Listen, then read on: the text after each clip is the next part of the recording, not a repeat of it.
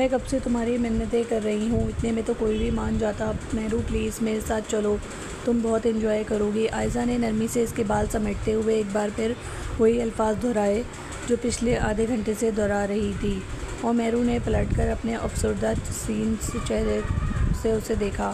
تم جانتی ہو نا مجھے یہ شور شرابے اچھے نہیں لگتے۔ عائزہ پلیز۔ ملتی جی نظروں سے عائزہ کو دیکھتی ہوئی مہرو نے پھر انکار کر دیا، جبکہ عائزہ جی بھر کر بددل ہوئی۔ دیکھ لو، آج انکار کر رہی ہو، کل پھر میں بھی تمہارے گھر نہیں آؤں گی۔ عائزہ کو اس بار حقیقت میں افسوس ہوا تھا۔ صرف اس کا دل بہلانے کی خاطر وہ اسے اپنے ساتھ لے جانے کی ضد لگائے ہوئے تھی، اور ایک مہرو تھی جو ماننے کا نام ہی نہیں لے رہی تھی۔ منہ بنا کر وہ کمرے سے باہر جانے لگی جب مہرو کی آواز نے اسے روک لیا۔ ٹھیک ہے، لیکن یہ آخری بار ہوگا۔ وہ بھلا عائزہ کو کیسے ناراض کر سکتی تھی، جس نے ہر مشکل سے مشکل وقت میں اس کا ساتھ دیا، اور عائزہ کو جیسے یقین تھا کہ وہ کبھی بھی اسے نہ نہیں بول سکتی۔ اسی لیے ہنستے ہوئے جلدی سے پلٹ کر اس کے گلے لگ گئی۔ چلو پھر میں تمہارے لیے ایک اچھا سا ڈریس نکال دیتی ہوں، اور تمہیں تیار بھی خود ہی کروں گی۔ اس کے پھولے ہوئے رخساروں پر لب رکھتے ہوئے وہ چلبلی سی لڑکی باہر بھاگ گئی، اور مہرو نے افسردہ سی مسکراہٹ سے اس کی پشت کو دیکھا۔ پورے 3 ماہ ہو چکے تھے اسے اس کمرے میں ایک قید مسلسل گزارتے ہوئے۔ آج بھی اس کا جانے کا بالکل بھی دل نہیں تھا، لیکن ہم اگر اندر سے مر بھی جائیں تو اپنے ارد گرد موجود لوگوں کے لیے ہمیں زندہ رہنا پڑتا ہے، اور صرف عائزہ کی خاطر وہ جانے کے لیے تیار ہوئی۔ کچھ ہی دیر کے بعد عائزہ اپنی بیوٹیشین دوست نینا کے ساتھ دوبارہ ان کے گھر آئی۔ ان کے گھر پاس تھے، اسی لیے عائزہ زیادہ تر مہرو کے پاس ہی رہا کرتی۔ اس کے نانا کرنے کے باوجود بھی عائزہ نے اس کے لیے گرے کلر کی انارکلی فراک منتخب کی، جس کے ساتھ کامدار دوپٹہ تھا۔ بالوں کا میسی جوڑا بنایا جس سے کرل کی ہوئی لٹیں اس کی گردن کو چھو رہی تھیں۔ لبوں پر ہلکی سرخیاں اور ہلکے پھلکے میک اپ کے ساتھ وہ واقعی اپنے جان لیوا حسن میں دمک رہی تھی۔ خود کو آئینے میں دیکھ کر وہ نہ جانے کتنی دیر اپنی افسردہ آنکھوں کو دیکھتی رہی۔ تم جانتی ہو تمہاری آنکھیں دنیا میں سب سے حسین ہیں، کسی نے نرمی سے جھک کر اس کے کانوں کے قریب سرگوشی کی، اور نہ چاہتے ہوئے بھی اس کی آنکھیں بھیگنے لگیں۔ پلکوں کو چپک چپک کر نمی کو حلق میں اتار کر اس نے بڑی مشکل سے اس اثر سے خود کو نکالا۔ کچھ ہی دیر کے بعد وہ عائزہ کے ساتھ جانے کے لیے بالکل تیار کھڑی تھی۔ اپنی ماں سے ملنے کے بعد وہ عائزہ کے ساتھ ہی نکل گئی، اور عائزہ پورا راستہ اسے یہی بتاتی آئی کہ وہ شادی ایک گرینڈ ویڈنگ ہے۔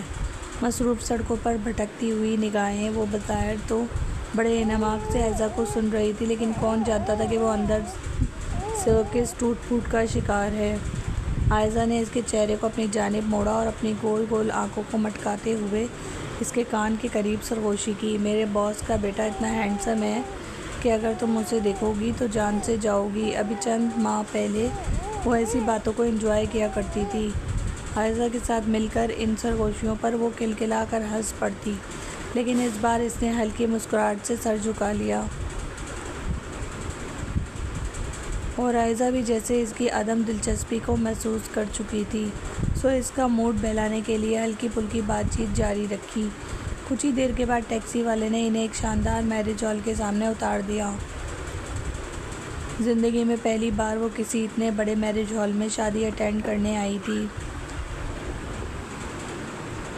اور ایک عجیب سی کشمکش اس کے وجود میں اترتی چلی گئی۔ مہنگے ترین لباسوں میں موجود لوگ، بڑی بڑی گاڑیاں، چمچماتے ہوئے چہرے، ایک دم سے الجھن اتنی بڑھنے لگی کہ اس کا دل چاہا تھا کہ عائزہ سے کہہ کر یہیں سے واپس پلٹ جائے، لیکن عائزہ کا دل رکھنے کے لیے وہ چپ چاپ اندر چلی آئی۔ عائزہ نے یہاں پہلی بار آئی تھی اور زیادہ تر کسی کو جانتی بھی نہیں تھی۔ باس نے سب کو انویٹیشن دے دی۔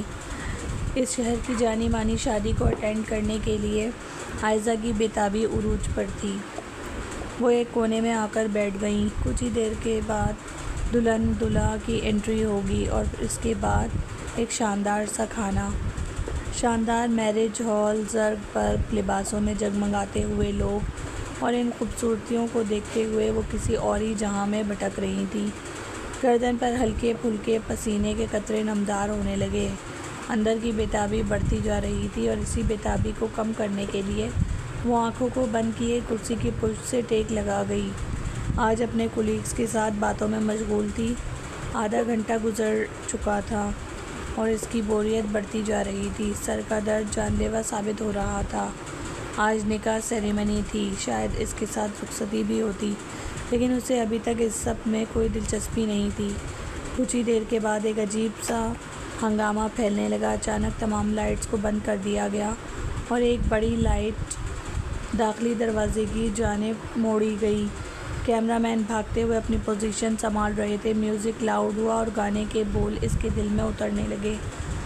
وہ کسی اور ہی جہان میں پہنچ چکی تھی۔ ارد گرد سے ابھرنے والی سرگوشیاں اس کے کانوں کے قریب سے تیرتے ہوئے جیسے ہوا میں تحلیل ہو گئیں۔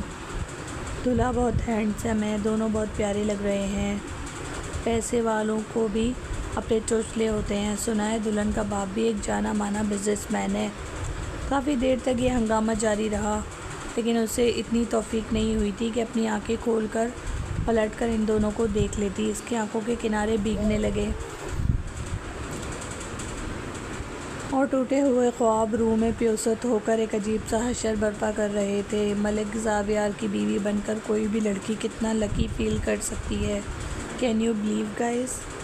نائلہ کی سرگوشی پر اس کا دل ایک لمحے کے لیے دھڑکنا بھول گیا۔ اس نے پٹ سے اپنی آنکھوں کو کھول کر گردن پھیر کر اسے دیکھا تھا، لیکن تمام لڑکیاں اسٹیج کی طرف دیکھ رہی تھیں جہاں دولہا اور دلہن نکاح کے لیے موجود تھے۔ بس ایک نظر ان دونوں کو دیکھنے کے بعد اس نے نظریں پھیری، لیکن کچھ تھا جو اسے ساکت کر دینے کے لیے کافی تھا۔ اس نے دوبارہ اپنی سرخ آنکھوں سے اس شخص کی جانب دیکھا جو بہت فاصلے پر بیٹھا تھا، لیکن پھر بھی اس کی موجودگی کو محسوس کر سکتی تھی۔ اور پھر وہ یک ٹک دیکھتی چلی گئی۔ دل دھڑک رہا تھا، اس کے ہاتھ کانپنے لگے۔ وہ بس انہماک سے دیکھتی رہ گئی۔ آنکھیں نمکین پانیوں سے بھرنے لگی تھیں اور یوں لگ رہا تھا جیسے کوئی بدنما خواب دیکھ رہی ہے۔ ایک لمحے کے لیے وہ سمجھ نہیں پائی اسے زور سے ہنسنا چاہیے، اس خوشی میں پاگل ہو جانا چاہیے، یا پھر اسے آگے بڑھ کر اس شخص کے گریبان کو پکڑ کر جھنجھوڑ دینا چاہیے۔ اور پھر اس نے کچھ بھی نہیں سوچا۔ عائزہ اسے کیا کہہ رہی تھی اس نے نہیں سنا، بس اسٹیج پر اپنی پوری شان و شوکت سے براجمان شخص اور پردے کی دوسری طرف بیٹھی گھونگھٹ میں چھپی دلہن۔ کیا ہوا، تم جا رہی ہو؟ عائزہ نے اس کا ہاتھ پکڑ کر اسے بٹھانا چاہا۔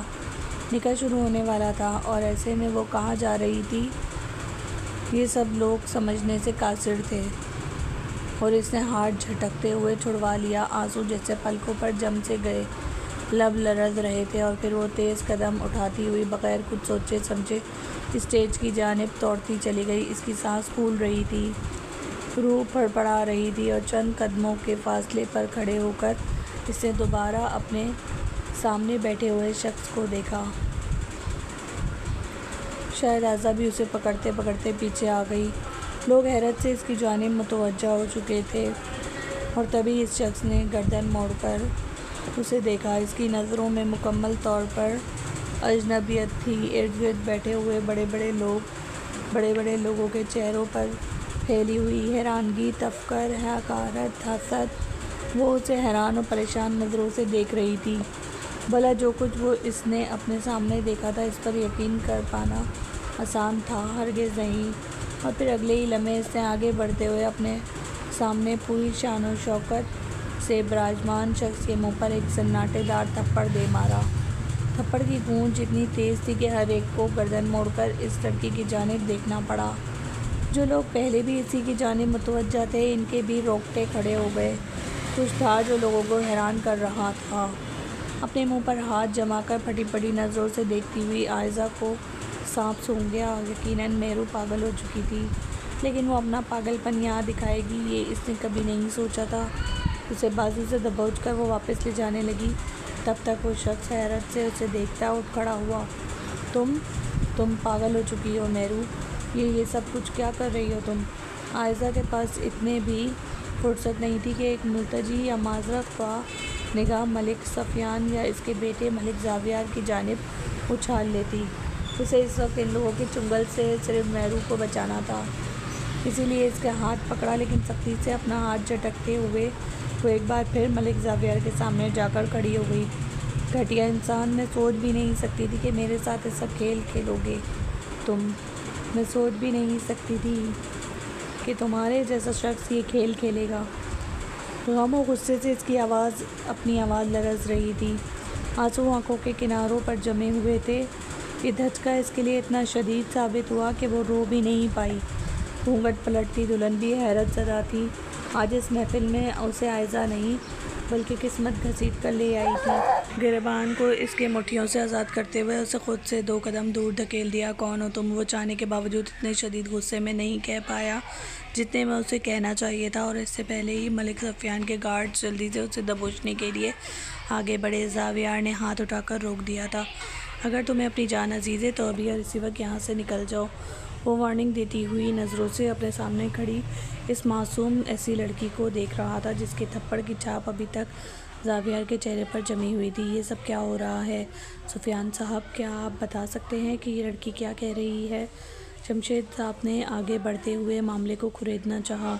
ان کی بیٹی کی زندگی کا معاملہ تھا اور اتنی بڑی بات کو وہ بلا کس طرح ہضم کر سکتے تھے؟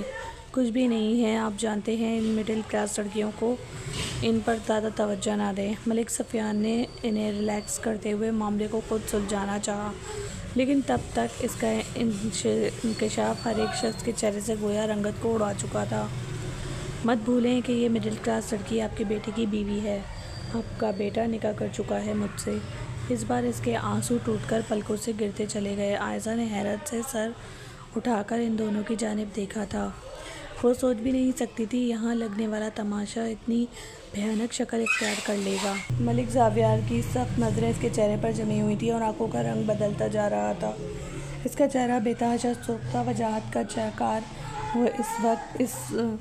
وہ شخص اس وقت اس الجھن میں مبتلا تھا۔ آج سے 3 ماہ پہلے مجھ سے نکاح کیا، اپنے نام کی ڈور مجھے تھما کر آپ نے ثابت کیا کہ ایک لڑکی کو زیر کرنا کتنا آسان ہے، پھر آسانی سے مرنے کا ڈرامہ کر کے منظر سے غائب ہو گئے۔ وہ روتے ہوئے ایک ایک لفظ بیان کر رہی تھی۔ اپنے سر کو تھام کر وہ وہیں نیچے بیٹھتی چلی گئی۔ اس نے کبھی سوچا بھی نہیں تھا اسے اتنا بڑا ملک سفیان دھاڑتے ہوئے اس کی جانب بڑھ رہا تھا۔ عائزہ خوفزدہ نظروں سے اسے دیکھ رہی تھی۔ وہ لوگوں کے لیے حقارت کا باعث تھی۔ اس کا پورا وجود تذلیل کا نشانہ بن چکا تھا، اور تذلیل کروانے والا شخص اس کی پشت پر کھڑا حیران و پریشان اسے دیکھ رہا تھا، جس کے لبوں پر کوئی زنگدار قفل لگا ہوا تھا۔ اس نے پلٹ کر ملک زاویار کو دیکھنا چاہا۔ وہ ایک آخری بار اس کے منہ کو نوچ لینا چاہتی تھی، اس کے حسین چہرے کو داغدار کر دینا چاہتی تھی، لیکن بند ہوتی آنکھوں اور ٹوٹے ہوئے حواس نے اسے اس قابل نہیں چھوڑا۔ ملک سفیان نے اپنے بیٹے کی حمایت کرتے ہوئے گارڈز کو حکم دیا کہ اس لڑکی کو باہر پھینکوا دیں۔ اسے لگا آج کے بعد وہ کبھی بھی ملک زاویار کی شکل نہیں دیکھ پائے گی۔ اسے معلوم ہو چکا تھا اس بھیانک کھیل کا اختتام ہو چکا ہے۔ محبت کا بنایا ہوا تاج محل ریزہ ریزہ ہو کر زمین بوس ہو رہا تھا۔ اس کے سر میں شدید درد اٹھا، آنکھوں کے سامنے اندھیرا چھانے لگا، اور اگلے ہی پل وہ خاموشی سے اسی فرش پر ڈھیر ہوتی چلی گئی۔ اختتام تو حقیقت میں ہو چکا تھا اس کا یا اس رچائے ہوئے ڈرامے کا، یہ وقت بتانے والا تھا۔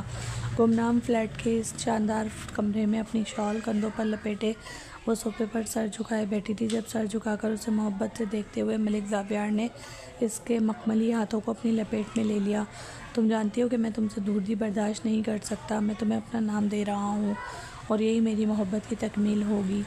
اس نے سر اٹھا کر اس شاندار سے مرد کو دیکھا جو بات کرتا تو مقابل کو ٹھہر جانے پر مجبور کر دیتا، جس کا وجود خوشبوؤں میں لپٹا ہوتا، اور اس کی خوشبو نہ جانے کتنوں کو اپنی جانب متوجہ کر لیتی۔ نہ جانے کتنی حسینائیں تھیں جو اس کی نظر کرم کے لیے کسی بھی حد تک چلی جاتی، اور وہ شاندار سا مرد اس پر اپنی نظروں کے پہرے بٹھائے ہوئے تھا۔ آپ جانتے ہیں آپ کی اور میری حیثیت میں زمین آسمان کا فرق ہے، اور آنکھوں سے زاویار کے چہرے کو دیکھتے ہوئے اس نے اپنی حقیقت کھول کر اس کے سامنے رکھ دی۔ میں تم سے محبت کرتا ہوں، مجھے تمہارے علاوہ کچھ نہیں چاہیے۔ اس شخص کی آنکھوں میں صرف سچائی تھی، محبت کا ٹھاٹھے مارتا ہوا سمندر جو اسے اپنے اندر نگلنے کے لیے تیار بیٹھا تھا۔ وہ اس کے اس قدر قریب بیٹھا تھا کہ آسانی سے مہرو کی سانسوں کے شور کو سن سکتا تھا، اور اگلے ہی لمحے وہ اس کے گھٹنوں پر ہاتھ رکھتے ہوئے ایک گھٹنا زمین پر ٹکایا اس کے سامنے نیچے زمین پر بیٹھ گیا، اور وہ جلدی سے اٹھنے لگی، لیکن مقابل نے اسے اپنی گرفت میں لے لیا۔ وہ اس کی نیت پر شک نہیں کر سکتی تھی۔ آج سے 6 ماہ پہلے ملک زاویار نے اسے پرپوز کیا اور ان 6 مہینوں میں ایک بار بھی وہ بغیر کسی وجہ کے اس کے قریب نہیں آیا، نہ ہی اسے غلط طرح سے چھونے کی کوشش کی اور نہ ہی کبھی کوئی ایسا مطالبہ کیا جو اسے سرخ ہونے پر مجبور کر دیتا۔ آپ پلیز اٹھیں یہاں سے، مجھے بہت برا لگ رہا ہے۔ اسے حقیقت میں بہت برا لگا تھا۔ وہ زندگی میں پہلی بار شاید زمین پر بیٹھا ہوگا۔ تم نے شاید محبت میں جیتے ہوئے مرد دیکھے ہوں، میں چاہتا ہوں کہ تم محبت میں ہارے ہوئے شخص کو دیکھو۔ مجھ سے نکاح کر لو میرو، پلیز۔ اس کی بات نکاح سے شروع ہو کر نکاح پر ختم ہوتی تھی۔ وہ میرو سے بے تحاشا محبت کرتا تھا اور اس بات کا ثبوت نہ جانے کتنی مرتبہ دے چکا تھا۔ میرو نے بھیگی بھیگی پلکوں سے اس کے حسین خوبرو چہرے کو دیکھا اور پھر اس کے دونوں ہاتھوں کو تھام کر اسے اپنے قریب بٹھا لیا۔ آپ وعدہ کریں کہ زندگی کے کسی راستے پر بھی مجھے اکیلا نہیں چھوڑیں گے۔ وہ بالآخر مان گئی، ورنہ جس نے عہد کر لیا تھا کہ وہ میرو کے قدموں میں بیٹھ کر اپنی جان دے دے گا، وہ اپنی محبت کو امر کرے گا، اسے بتائے گا کہ وہ اس کے عشق میں مبتلا ہے۔ اب حقیقت کیا تھی اس بات سے تو وہ واقف نہیں تھی، لیکن اس روز اس نے رضامندی ظاہر کی کہ وہ آج شام ہی ملک زاویار سے نکاح کرے گی۔ وہ پورے دل سے مسکرایا، گالوں پر موجود ڈمپل گہرے ہوتے چلے گئے اور میرو نے بمشکل اپنی نظروں کو چرایا۔ تراشیدہ لبوں پر پھیلی ہوئی مسکراہٹ کسی بھی حسین نظارے کو مات دیے ہوئے تھی، جبکہ وہ میرو کی بادامی آنکھوں کو بڑے شوق سے دیکھ رہا تھا۔ ٹھیک ہے، میں فراز کو کال کرتا ہوں، کچھ ہی دیر میں وہ نکاح خوان کا بندوبست کر لے گا۔ موبائل جیب سے نکالتے ہوئے وہ اٹھ کر چلا گیا، جبکہ سر جھکا کر بیٹھی وہ اپنے گھر والوں کے بارے میں سوچتی رہ گئی۔ بابا، ماما، اس کا چھوٹا بھائی دلاور، سب نے کتنے مان اور یقین سے اسے یہاں بھیجا تھا اور وہ بھی صرف اپنے پڑھائی پر فوکس رکھے ہوئے تھی، لیکن جب تک کہ زاویار اس کی زندگی میں نہیں آیا۔ پہلے اس نے کتنی جان چھڑوائی تھی اس شخص سے جس کے قابل وہ کبھی خود کو نہیں سمجھتی تھی۔ سرخ و سفید رنگت کا مالک، اونچا لمبا قد، بے تحاشا حسین نقوش اور بے پناہ دولت کا اکلوتا وارث، ملک سفیان کا بیٹا، سفیان گروپ آف انڈسٹریز پر راج کرنے والا شہزادہ، جس کا فیوچر بالکل برائٹ تھا، جبکہ وہ ایک پسماندہ علاقے کے ایک چھوٹے سے گھر میں رہنے والے ایک گورنمنٹ ٹیچر کی بیٹی، جسے اپنی ایک خواہش کو پورا کرنے کے لیے نہ جانے کتنی خواہشوں کو مارنا پڑتا۔ بابا، مجھے یقین ہے جب آپ زاویار سے ملیں گے آپ کو میرے انتخاب پر فخر ہوگا۔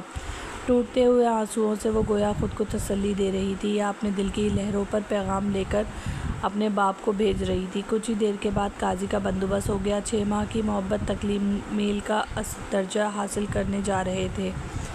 وہ شخص جو کہا کرتا تھا کہ یہ محبت نہیں عشق ہے، آج اپنے عشق کو امر کر رہا تھا۔ مہرین ذوالفقار دختر محمد ذوالفقار، تمہارا نکاح باعث 5 لاکھ حق مہر، سکہ رائج الوقت ملک زاویار والد ملک سفیان سے پڑھایا جاتا ہے، کیا تمہیں نکاح قبول ہے؟ اس نے اپنے حلق کو تر کیا بلکہ اٹھا کر زاویار کی جانب دیکھا، گویا اپنا مان، اپنا اعتماد، اپنا یقین سب کچھ اس کے حوالے کر رہی تھی۔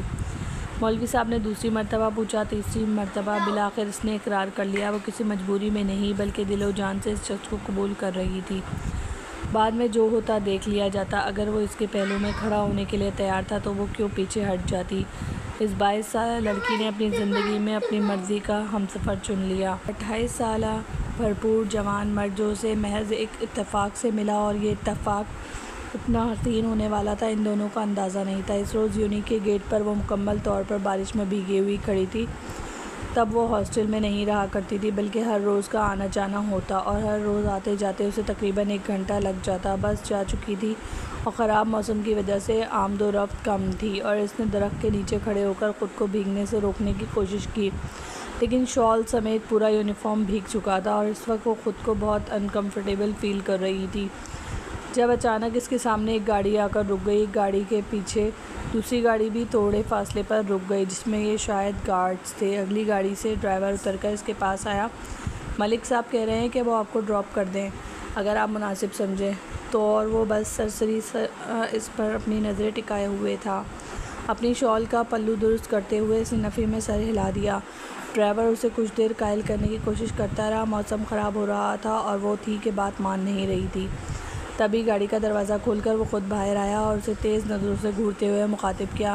یہاں صرف آپ کی مدد کرنے کی کوشش کی جا رہی ہے۔ ہواؤں میں اڑنے سے بہتر ہے کہ آپ آ کر بیٹھ جائیں تو آپ کو ڈراپ کر دیا جائے۔ اور مقابل کے تو سر پر لگی اور تلوؤں پر بجھی۔ آپ کو کس نے کہا ہے کہ آپ مجھے آفر کریں؟ اپنی بڑی بڑی گاڑیوں کی شان و شوکت دکھا کر امپریس کرنے کی ضرورت نہیں ہے، جائیں یہاں سے۔ حالانکہ اس وقت اسے مدد کی بہت ضرورت تھی، لیکن پھر بھی اپنی انا اور ضد میں وہ اس شخص کو جانے کا کہہ رہی تھی، جو اس کی بات سن کر غصے میں کھول اٹھا اور پھر بغیر کچھ سوچے سمجھے اسے بازو سے پکڑ کر لا کر گاڑی میں بٹھا دیا۔ چپ! اگر اب آواز نکالی تو اپنے گھر کا ایڈریس بتانے کے بجائے کچھ بھی فضول بات کی تو آج رات کے لیے تو میں اپنے فارم ہاؤس پر لے جاؤں گا۔ اور وہ خوفزدہ ہو چکی تھی۔ یہ شخص تو مصیبت کی طرح اس کے گلے پڑ گیا۔ اس نے ایسا نہیں سوچا تھا۔ پورا راستہ خوف سے اپنی زبان کو بند کیے بیٹھی رہی۔ اسے پورا یقین تھا کہ وہ اسے لے کر کہیں چلا جائے گا۔ زیر لب جتنی بھی دعائیں آتی تھیں اس نے پڑھ لی، لیکن حیرت اس وقت ہوئی جب اپنے بتائے ہوئے ایڈریس پر گاڑی کو مڑتے ہوئے دیکھا۔ اس وقت اس کی جان میں جان آئی اور پھر اسے سر اٹھا کر اس شخص کو دیکھا۔ بغیر غنڈہ گردی کے بھی مدد کی جا سکتی تھی محترم۔ بس حسین لڑکی دیکھی نہیں اور ہیرو پنتی چھاڑنے کا شوق چڑھ جاتا ہے آپ جیسوں کو۔ وہ دلکشی سے نظر گھما کر اسے دیکھتا رہ گیا اور اگلے ہی پل اس کا زوردار کہکے پوری گاڑی میں گونجا۔ وہ ہک دک اسے ہنستے ہوئے دیکھتی رہ گئی اور پھر بمشکل اس کے چہرے سے نظریں ہٹا کر جھکا لی۔ کیا گھٹیا سی شے ہے یہ احساس کا فریب! آپ جیسوں کو بھی ہم جیسے گھما کے پھرتے ہیں۔ پورے شعر کی ٹانگ مروڑ کر اس نے اپنے مطلب کی بات کو اس پر واضح کر دیا اور مہرو کے چہرے کی رنگت بے تحاشا سرخ ہو گئی۔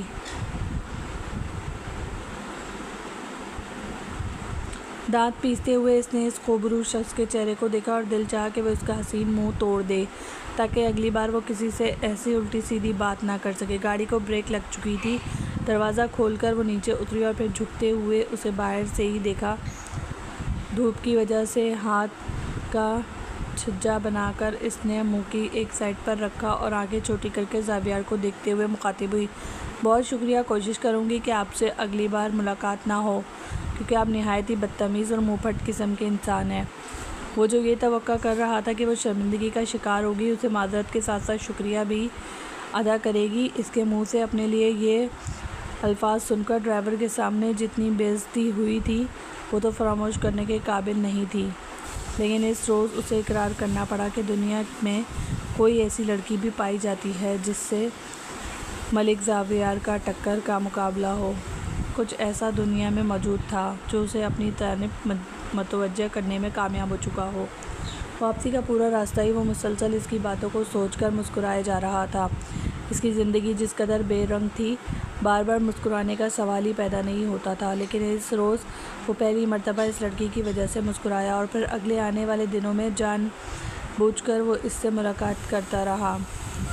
لیکن یہ ملاقات عادت کی شکل اختیار کر گئی، یہ اسے خود بھی پتہ نہیں چلا تھا۔ ہر ملاقات میں ہی وہ اسی طرح اسے دھتکار کر رکھ دیتی، کچھ نہ کچھ ایسا کہہ دیتی جس پر نہ چاہتے ہوئے بھی وہ ہنس پڑتا، اور یہی باتیں اسے اپنا دیوانہ بنانے میں کامیاب ہو گئیں۔ تم اس بات سے اچھی طرح واقف ہو کہ شادی تو اسی لڑکی سے کرو گے جس سے میں کہوں گا۔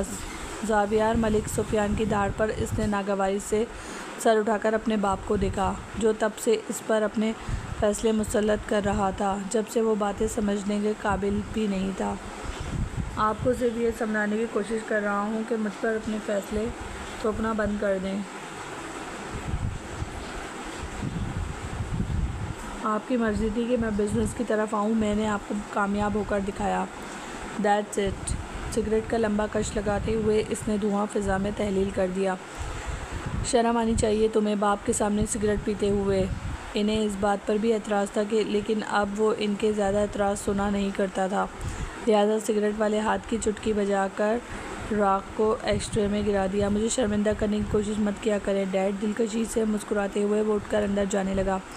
جب ملک سفیان کی بات نہیں اس کے قدموں کو مضبوطی سے جکڑ لیا تھا۔ تم جس بھی لڑکی کا انتخاب کرو گے وہ جان سے جائے گی، ہمارے فیصلوں کو تم بخوبی سمجھتے ہو۔ یہ کھلے عام دھمکی تھی۔ اس نے سر گھما کر ان کی طرف دیکھا۔ دل چاہا کہ وہ حویلی کی ہر چیز کو تہس نہس کر دے، لیکن اس وقت وہ باپ کے سامنے کبھی بھی اس بات کا اقرار نہیں کر سکتا تھا کہ اس کی زندگی میں کوئی موجود ہے یا وہ کسی لڑکی کا انتخاب کر چکا ہے۔ لہٰذا ایک تیکھی مسکراہٹ اچھال کر وہ اندر کی جانب بڑھ گیا، جبکہ ملک سفیان نے کافی دیر پرسوچ نظروں سے اس کی پشت کو گھورا اور پھر کرم دین کی جانب متوجہ ہوا تھا۔ تم نظر رکھ رہے ہو صاحب پر؟ جی سرکار، ابھی تک ایسا کچھ نہیں ہے جو آپ کو بتایا جانے کے قابل ہو۔ کرم دین صاف مکر گیا۔ اسے اپنا رازدار بنا کر زاویار کے ساتھ رکھا ہوا تھا، لیکن ہرگز نہیں جانتا تھا کہ وہ سفیان سے زیادہ زاویار کا وفادار ہو چکا ہے۔ اپنے چھوٹے ملک صاحب سے اسے ایک خاص قسم کی انسیت تھی، اور چند ہی دنوں کے اندر اندر وہ جان گیا تھا کہ کم سے کم اتنے اچھے شخص سے غداری زیب نہیں دیتی۔ ملک سفیان اس کی جانب سے بے فکر ہو گیا۔ اس کے ذہن میں یہی تھا کہ جب بھی کوئی ایسی بات ہوگی کرم دین اسے فوراً آگاہ کرے گا، لیکن وہ یہ بات نہیں جانتا تھا کہ معاملہ کس حد تک بگڑ چکا ہے۔ اس روز بھی اس کا ملک سفیان سے ایک بڑا جھگڑا ہوا تھا۔ اس روز اس کی ماں کی برسی تھی، اور اس سلسلے میں اس نے ایک بہت ضروری میٹنگ اٹینڈ کرنے سے انکار کر دیا، اور یہی چیز ملک سفیان کو غصہ دلانے کے لیے کافی تھی۔ تمہاری ماں مر چکی ہے، اور میں نہیں چاہتا کہ وہ مر کر بھی ہماری کمپنی کا نقصان کرے۔ اور اپنی ماں کے بارے میں وہ بھلا ایسے الفاظ کہاں برداشت کر سکتا تھا؟ میں آپ کو اس بات کی اجازت نہیں دیتا کہ آپ میری ماں کے بارے میں کچھ بھی کہیں۔ ملک سفیان کے ساتھ ساری زندگی اس کی ماں نے کس طرح گزاری تھی وہ بخوبی جانتا تھا۔ اس کی ماں کے مرنے کے صرف 4 ماہ بعد ہی ملک سفیان نے اپنی سیکرٹری سے نکاح کر لیا۔ کم عمر اور حسین چہرے کی مالک رملہ نے ملک سفیان جیسے ادھیڑ عمر کے شخص کو اپنا اچھا خاصا دیوانہ بنا لیا تھا، بلکہ یہ کہنا بجا ہوگا کہ وہ اس کے اشاروں پر ناچنے والا شخص تھا۔ جتنے ناز نخرے آپ اس عورت کے اٹھا رہے ہیں، اتنے اگر میری ماں کے اٹھائے ہوتے تو زندگی جنت بن جاتی ڈیڈ۔ اس کا اشارہ رملہ کی جانب تھا، اور ملک سفیان دھاڑتے ہوئے اس کی جانب بڑھا۔ خبردار، اگر آج کے بعد تم نے رملہ کی جانب انگلی بھی اٹھانے کی کوشش کی تو انہیں بھلا کہاں برداشت تھا کہ کوئی رملہ کو کسی معاملے میں قصوروار ٹھہراتا۔ رملہ کے سامنے ہی وہ اپنے بیٹے کا گریبان پکڑنے کو تیار کھڑے تھے، اور دل برداشتہ ہو کر اس روز وہ حویلی سے باہر نکلا۔ اس سے اگلے ہی دن اس نے ہر بغاوت کو پس پش ڈالتے ہوئے محبت کے سامنے گھٹنے ٹیک دیے۔ اسے مہرین ذوالفقار سے محبت تھی، اور یہ کہنے میں وہ کبھی بھی عار محسوس نہیں کرتا تھا۔ اسی شام اس نے مہرین ذوالفقار کو مہرین زاویار بنا دیا، اور اسے لگا تھا کہ یہ اس کی زندگی کا سب سے بڑی جیت ہے۔ وہ شام ایک ایسی شام تھی جو اسے بہک جانے پر مجبور کر رہی تھی۔ نکاح کے بعد وہ پورے حق سے اس کے قریب آ کر اس کے چہرے کو اپنے دونوں ہاتھوں میں تھامے ہوئے تھا۔ تم بے تحاشا خوبصورت ہو، اتنی خوبصورت کہ تمہاری آنکھوں کو میں ساری زندگی دیکھ سکتا ہوں۔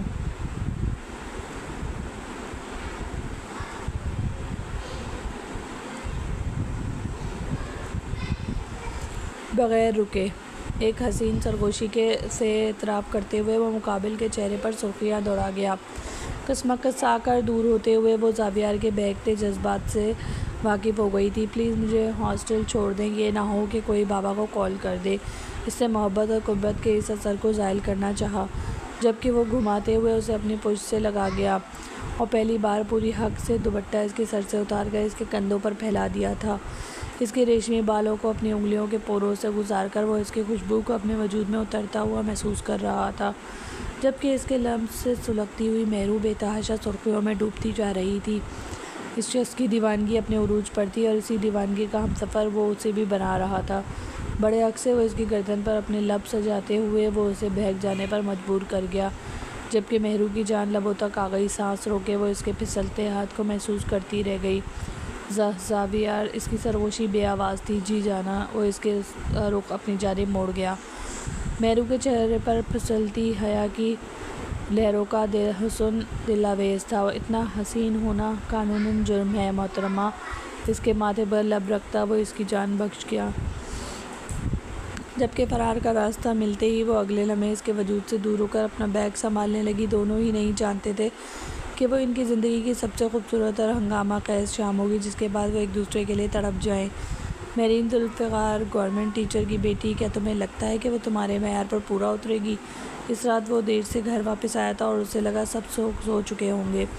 اسی لیے سیدھا اپنے کمرے میں جانے لگا، جبکہ پیچھے سے آتی آواز پر اس کے قدموں کو گویا زمین نے مضبوطی سے جکڑ لیا۔ اس کا حیران ہونا بنتا نہیں تھا، اس کا باپ اس پر پل پل نظر رکھے ہوئے ہے۔ یہ بات وہ جانتا تھا، حالانکہ یہ کام اس نے جتنی بھی رازداری سے کیا، لیکن پھر بھی ملک سفیان کے کانوں تک بات پہنچ گئی۔ کچھ دیر تک وہ حیرت سے انہیں دیکھتا رہا اور میں پھر اپنے چہرے کے تاثرات چھپا لیے تھے۔ مجھے اس بات سے فرق نہیں پڑتا کہ اس کا معیار کیا ہے، لیکن مجھے فرق پڑتا ہے زاویار، کیونکہ تم میرے بیٹے ہو، چاہے اسے خوش قسمتی کا ہو یا بد قسمتی، اور وہ بھی اسی طرح دھاڑ کر ان کے گلے پڑا تھا۔ آپ اسے میری بد قسمتی کہیں تو زیادہ بہتر رہے گا۔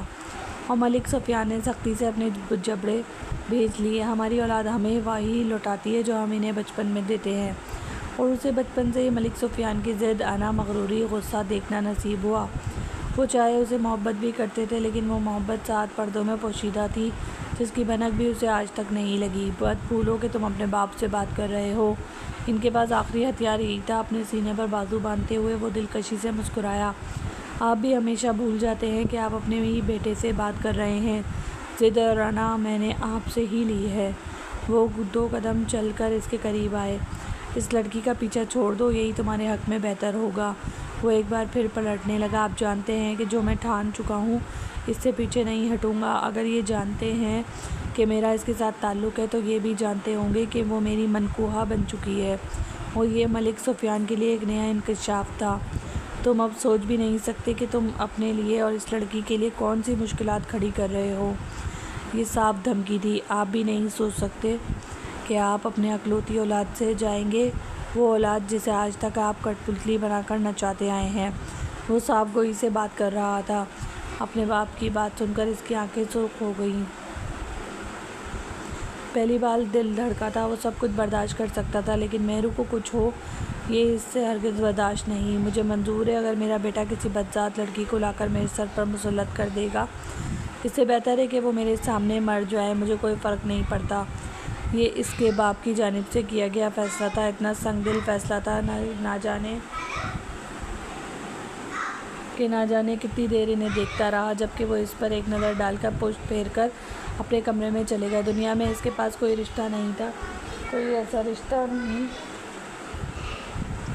ایسا رشتہ نہیں جسے وہ اپنے لیے مخلص تصور کر لیتا، اور اس معاملے میں وہ خود کو حد سے زیادہ غریب سمجھتا تھا۔ کمرے میں آنے کے بعد اس نے کمرے کی ہر چیز کو نیست و نابود کر دیا۔ وہ سب پھر بھی کم نہیں ہوا۔ دیوار پر کھینچ کر 2-4 مکے لگائے، اپنے بالوں کو نوچا، چیزیں اٹھا کر بیڈ پر پٹک دیں، اور پھر تنگ آ کر فریش ہونے چلا گیا۔ نہ جانے کتنی دیر وہ پانی کے نیچے کھڑا رہا، اپنے اندر کے ابال کو کم کرتا رہا۔ ملک سفیان اگر اس کا باپ نہ ہوتا تو شاید اس وقت تک اس کے ہاتھوں ختم ہو چکا ہوتا، کیونکہ زندگی میں سب سے زیادہ اسے نفرت تھی تو صرف اپنے باپ سے، وہ باپ جس نے آج تک اسے اولاد نہیں سمجھا، جو اس کی ماں کو ایک عورت سمجھ نہیں پایا۔ بچپن سے ہی وہ رات بھر ٹھنڈی جگہ پر کھڑے ہو کر موسم کی سنگینیوں کو دیکھتا تھا، اور یہ اس کے باپ کی جانب سے مرتکب کردہ سزا تھی۔ اس کی ماں پوری رات سلگتی رہ جاتی۔ فرخندہ بیگم نے جس طرح تڑپ کر زندگی گزاری تھی، ان کا بیٹا بخوبی جانتا تھا، لیکن ان کی گزرنے کے بعد بھی ملک سفیان کے رویے اور عیاشی میں کوئی فرق نہیں آیا، اور یہی وجہ تھی کہ اس وقت بھی اپنے ہی بیٹے کی زندگی برباد کرنے پر تلا تھا۔ یہ کوئی خالی خُلی دھمکی نہیں تھی، بلکہ اگلے دن ہی کچھ ایسے کام ہوئے جس سے اسے اندازہ ہو چکا تھا کہ ملک سفیان کسی بھی حد تک جا سکتا ہے۔ آفس میں کچھ عہدے اس کے ہاتھ سے چلے گئے، کچھ خود مختاریاں چھین لی گئیں، لیکن اس حساب سے اسے کوئی فرق نہیں پڑتا تھا۔ اسے لگا ایسا کچھ نہیں ہوگا۔ نکاح کے بعد اس نے ایک بار مہرو سے ملاقات کی، اور وہ اس معاملے میں پڑھ کر اب حد سے زیادہ پریشان ہو چکا تھا، کیونکہ اس کے باپ سے کچھ بعید نہیں تھا کہ اس کی بیوی کے ساتھ کیسے سلوک کرتا۔ ملک سفیان کی چال بازی اور باتوں کو اس نے اتنا سیریس نہیں لیا جب تک کہ مہرو نے اسے یہ نہیں بتایا کہ یونی سے واپس آتے ہوئے اسے کچھ لوگ اٹھا کر زبردستی گاڑی میں ڈالنے لگے، پھر بغیر کچھ کہے تھوڑا دور جا کر چھوڑ دیا، اور پہلی بار اس کا پورا وجود کانپ اٹھا تھا۔ اس روز اس نے باپ کے سامنے ہتھیار ڈال دیے تھے۔ اب کیا چاہتے ہیں مجھے صاف صاف بتائیں۔ اور ٹانگ پر ٹانگ چڑھائے اپنی جیت کا جشن منا رہے تھے۔ اس لڑکی کو کسی بھی طرح اپنی زندگی سے نکالو، طلاق دے دو اسے، اور وہ بھی ان کے سامنے ٹانگ پر ٹانگ چڑھا کر بیٹھا رہا۔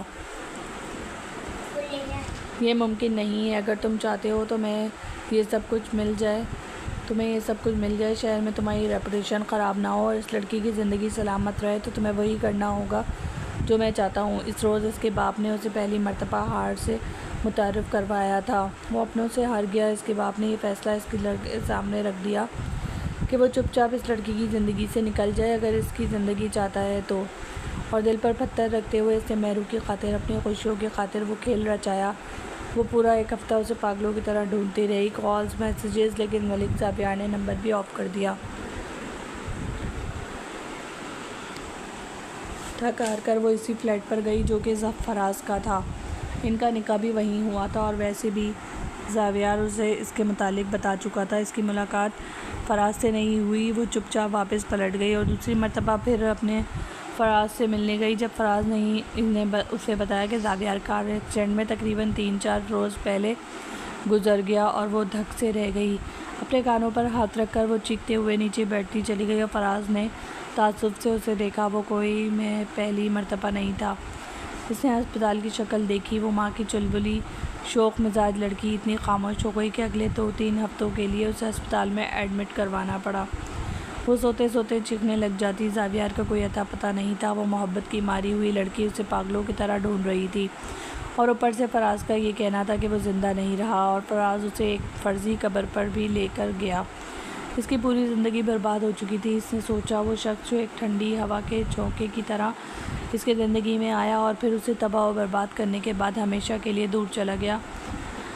وہ ہاسٹل سے گھر شفٹ ہو گئی۔ ان 3 مہینوں میں کیا کچھ نہیں بدلا تھا، لیکن اس سے دوبارہ ملک زاویار کا نام اپنے لبوں پر نہیں آنے دیا۔ وہ ایک خاموشی تھی، ایک اذیت، پاگلپن، نفسیاتی دورے اور جدائی۔ لیکن آج اس شخص کو یوں اپنے سامنے دیکھ کر اسے جتنا بڑا دھچکا لگا وہ کبھی بھی نہیں سنبھل پاتی۔ ڈاکٹرز نے صاف کہہ دیا اس کا نروس بریک ڈاؤن ہوا ہے، اور اس سب کا ذمہ دار وہ شخص تھا جو پاگلوں کی طرح شیروانی پہنے ہسپتال میں بے ہنگم دوڑ رہا تھا۔ اس سے سنا تھا کہ ہسپتالوں میں بھی صفا مروہ ہوتے ہیں، وہاں بھی اپنوں کے لیے دوڑتے ہیں، اور وہ پہلی مرتبہ اس کے لیے دوڑا۔ اسے شدت سے دعا کی تھی، خدا کرے اس لڑکی کو کچھ نہ ہو، وگرنہ وہ ساری زندگی خود کو معاف نہیں کر پائے گا۔ ملک سفیان نے اسے صاف لفظوں میں کہہ دیا تھا کہ اس شادی کو ختم کرنے کی اسے اتنی بڑی سزا مل سکتی ہے جس کا اندازہ لگانا بھی مشکل ہے۔ ذوالفقار صاحب تو اپنی زندگی میں ایسا ہنگامہ نہیں دیکھا۔ ان کی بیٹی کی زندگی اس طرح برباد ہو چکی تھی، وہ سوچ بھی نہیں سکتے تھے، اور برباد کرنے والا شخص اس وقت پاگلوں کی طرح اپنے بالوں کو مٹھیوں میں دبوچ کر بیٹھا، شاید اس کی موت کا انتظار کر رہا تھا۔ اسی لیے انہوں نے آگے بڑھتے ہوئے اسے گریبان سے پکڑ کر جھنجھوڑا، تم گھٹیا انسان، تم نے میری بیٹی کی زندگی برباد کر دی۔ وہ سلگ سلگ کر مرتی رہی، اور میں اندازہ نہیں لگا پایا۔ آج میری بیٹی زندگی اور موت کی کشمکش سے لڑ رہی ہے اور تم یہاں تماشا دیکھنے آئے ہو۔ ان کا غم و غصے سے برا حال تھا، اور برا حال کیوں نہ ہوتا، ایک باپ جسے اب آ کر حقیقت معلوم ہوئی تھی، جس کی بیٹی مسکرانا بھول چکی تھی۔ اس کا رویہ اس سے بھی زیادہ شدید ہو سکتا تھا۔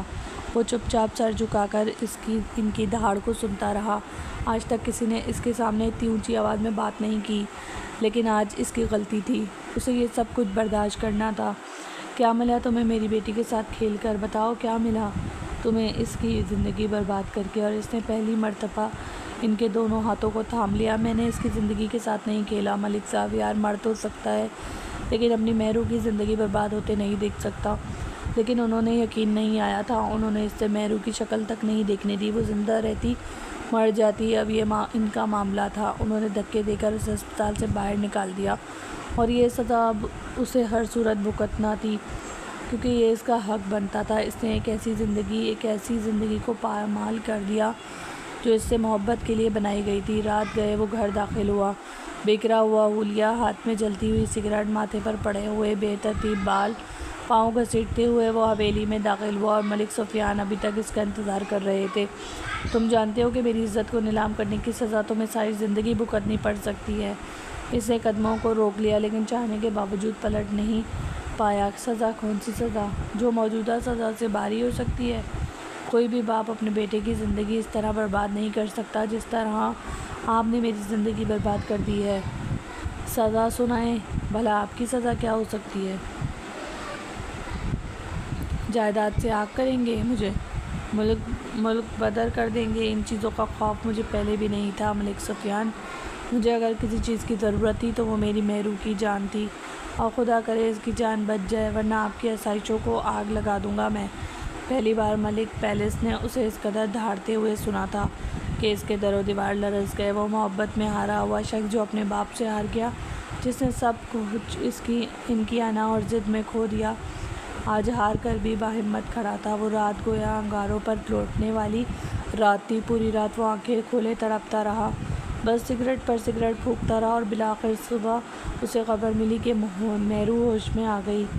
سکون اس کے اندر سرایت کرتا چلا گیا۔ بے اختیار اس نے اٹھتے ہوئے سر سجدے میں رکھ دیا۔ کبھی کبھی ہمارے ساتھ ایسا معجزہ ہو جاتا ہے جب ہم بالکل نا امید ہو چکے ہوتے ہیں، اور نا امیدی اس کی چاروں طرف پھیل چکی تھی۔ اس نے یہی سوچا تھا کہ مہرو کی جان بچانے کی خاطر اپنے باپ کی بات مان لیتا ہے۔ حالانکہ حدیقہ بڑے باپ کی مغرور لڑکی تھی، جس کا اسٹینڈرڈ ملک زاویار سے میچ کرتا تھا، لیکن مزاج ہرگز نہیں۔ اپنی انا اور ضد میں وہ ہر حد تک جانے کے لیے تیار تھی، حتیٰ کہ حدیقہ کو اس نے پہلے ہی آگاہ کر دیا کہ وہ کسی اور سے محبت کرتا ہے۔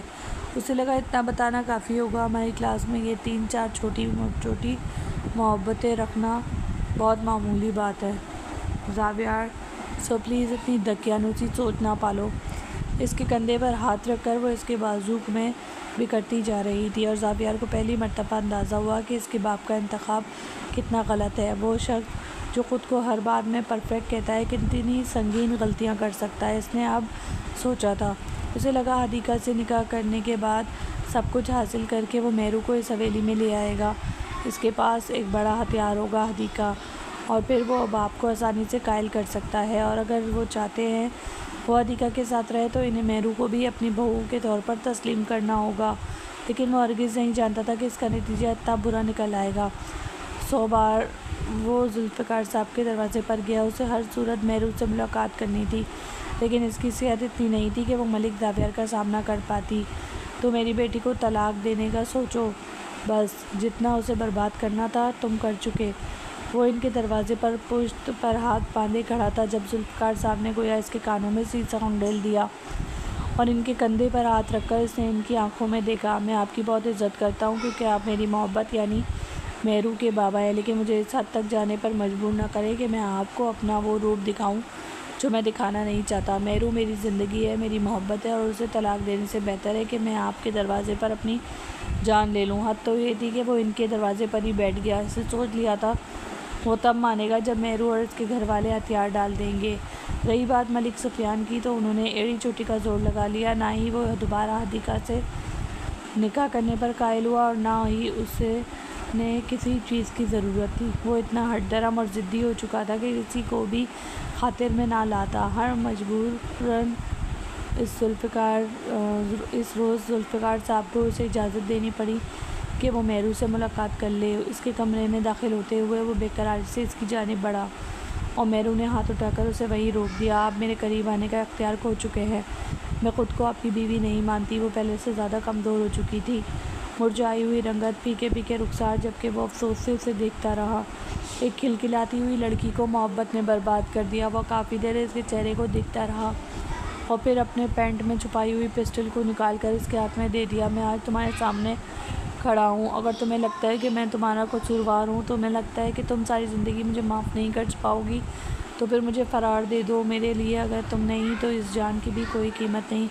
جبکہ اس شخص کے پاگل پن کو حیران ہوتی نظروں سے دیکھ کر مہرو نے فوراً اپنے ہاتھوں کو کھینچنا چاہا، جب وہ مضبوطی سے اسے تھامے ہوئے تھا۔ ٹھیک ہے، میں نے محبت کی کسی کمزور لمحے میں یہ اندازہ لگا لیا کہ آسائشوں اور پیسوں کے علاوہ میں تمہیں وہ خوشیاں فراہم نہیں کر سکتا جو بہت ضروری ہے، اور مجھے لگا تھا کہ اپنے باپ کی ساری جائیداد کو حاصل کرنا میرا حق ہے، اور مجھے ان کی بات کو ماننا پڑا۔ لیکن آج میں اپنا سب کچھ فراموش کر کے تمہارے سامنے کھڑا ہوں۔ اگر میرا نکاح حدیقہ سے ہو بھی جاتا تو بھی میں نے اسے صاف لفظوں میں بتا دیا تھا کہ وہ مجھے کبھی نہیں پا سکے گی۔ اگر تم چاہو تو اسے پوچھ سکتی ہو، میں پھر بھی تمہارے پاس لوٹ کر آنے والا تھا۔ آپ جانتے ہیں کہ یہ کوئی مذاق ہے؟ ایک چھوٹی سی بات کہ آپ نے اپنے مرنے کی خبر پھیلا دی تاکہ مجھ سے جان چھڑوا سکیں۔